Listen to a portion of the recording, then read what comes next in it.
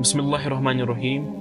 मोअज़्ज़िज़ सामिन व करामीन, आज तक आप लोगों ने इब्लिस के बारे में सुना ही होगा, लेकिन आज मैं आपको ऐसा वाक़या बताऊंगा इब्लिस के बारे में जिसे सुनकर आप हैरान हो जाओगे।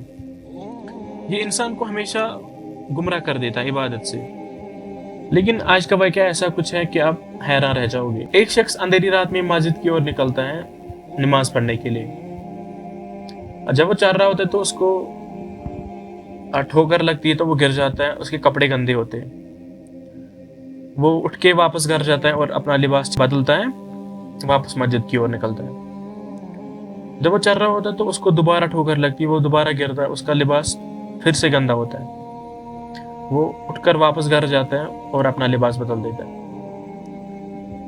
जब वो अब तीसरी बार निकलता है घर से, उसे एक आदमी मिलता है जिसके हाथ में एक चिराग थमा हुआ होता है, और उस आदमी के आगे जा रहा था और उसको रोशनी दिखा रहा था मस्जिद तक, लेकिन इस बार वो गिरा नहीं। जब इस आदमी ने नमाज पढ़ी तो जब ही वापस निकला, ये चिराग वाला आदमी इसको वहीं पे इंतजार कर रहा था और घर तक वापस बराबर छोड़ा।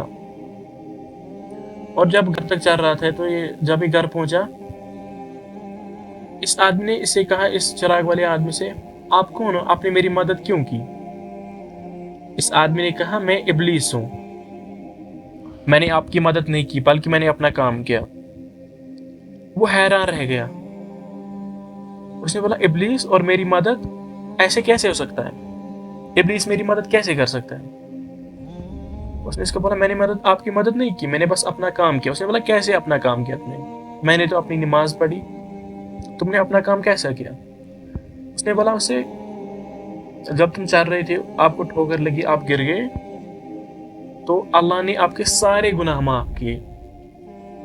फिर जब आपने कपड़े बदले, फिर दोबारा आए, आप दोबारा गिर गए, ठोकर लगी, दोबारा गिर गए, तो अल्लाह ने आपके घर वालों के सारे गुनाह माफ किए, सारे गुनाह माफ किए। और जब तुम तीसरी बार चल रहे थे, अगर तुम फिर गिर जाती तीसरी बार, तो अल्लाह ताला आपके गांव के सारे गुनाह माफ कर दे। और मैंने आपको इसलिए मदद की, मैं नहीं चाहता था कि आपके गांव के गुनाह सारे माफ हो जाए। इस कहानी से हमें ये समझ आता है कि अगर हम अल्लाह की तरफ एक कदम बढ़ते हैं तो अल्लाह ताला हमारी तरफ 10 कदम बढ़ता है।